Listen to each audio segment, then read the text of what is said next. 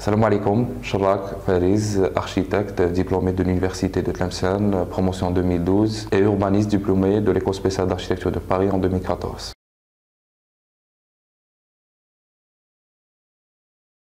Alors pour la formation d'un architecte, la formation elle se déroule en 5 ans, 3 ans de licence et 2 ans de spécialisation. L'architecte ou l'étudiant doit suivre, à la fin, doit présenter un mémoire de fin d'études qui sera encadré par des professionnels et des architectes du métier en choisissant une spécialité, que ce soit patrimoine, nouvelles technologies ou urbanisme.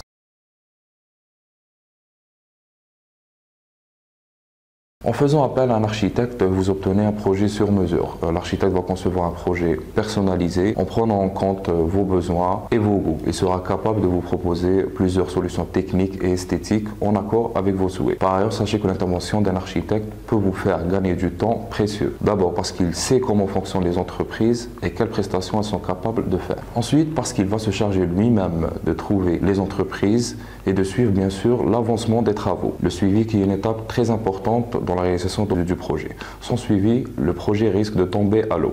Donc le suivi permet de réaliser le projet conformément au plan et à l'imagerie 3D et bien sûr de mettre en coordination les différents acteurs qui s'impliquent dans le projet. Notez également que l'architecte pourra vous accompagner dans vos démarches liées à l'obtention du permis de construire. Enfin, l'architecte peut vous faire réaliser des économies. Contrairement aux idées reçues, passer par un architecte ne coûte pas si cher qu'on le pense.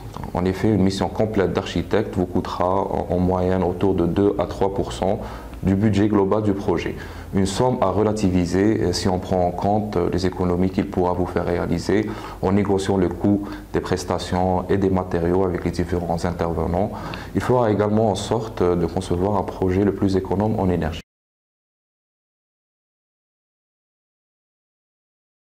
Alors pour ce qui est de la compétence requise pour un architecte, c'est toute une philosophie. Alors pour différencier deux architectes, un architecte de bureau et un architecte de pratique, il est très important pour un architecte de mettre en œuvre ses compétences dans les chantiers, sans oublier aussi la touche artistique. Donc, un architecte peut développer sa touche artistique en s'inspirant de différents projets, en lisant des livres, etc. Bien sûr aussi, il ne faut pas négliger l'importance des logiciels avec le développement des technologies de l'information et de la communication. L'architecte ne dessine plus, sauf pour des fins personnelles. Il est obligé de maîtriser des logiciels, que ce soit 2D ou 3D, pour faire passer son idée ou son projet au client.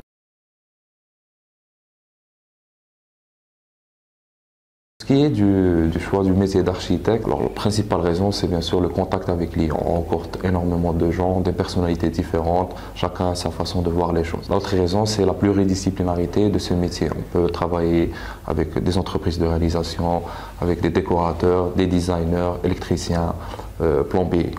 C'est-à-dire quand le bâtiment va, tout va. C'est un métier qui fait travailler tous les acteurs qui s'impliquent dans la ville en général.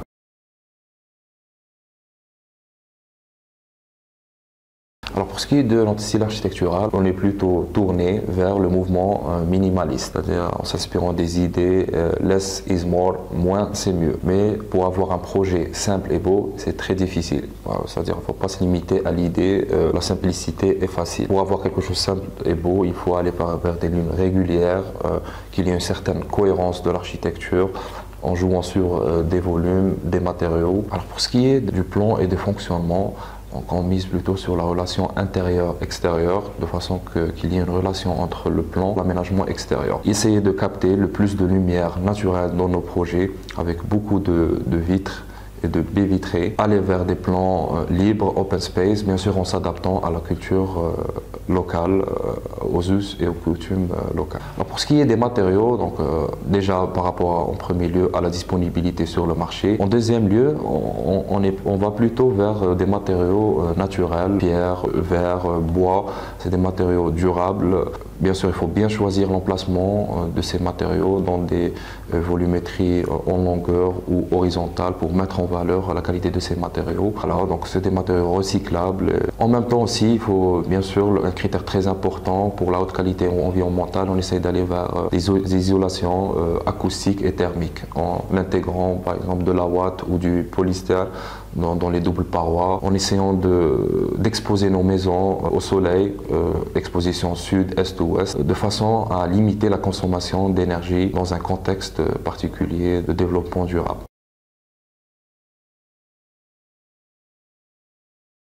Alors un conseil pour les futurs architectes, ça serait bien pour eux de se spécialiser dans un domaine particulier, parce que vous le savez, l'architecture et l'urbanisme est un domaine très vaste qui implique plusieurs disciplines, que ce soit économie, société, environnement. Donc ils doivent aller vers se spécialiser de façon à approfondir leurs connaissances et de mieux voir les cultures. Aussi, ils doivent faire des stages dans des bureaux d'études compétents en associant architecture de bureau, mais aussi les suivis sur le chantier, parce que c'est très important. Il faut savoir comment gérer une entreprise de réalisation, comment se comporter avec des maçons, avec la main-d'œuvre présente sur place.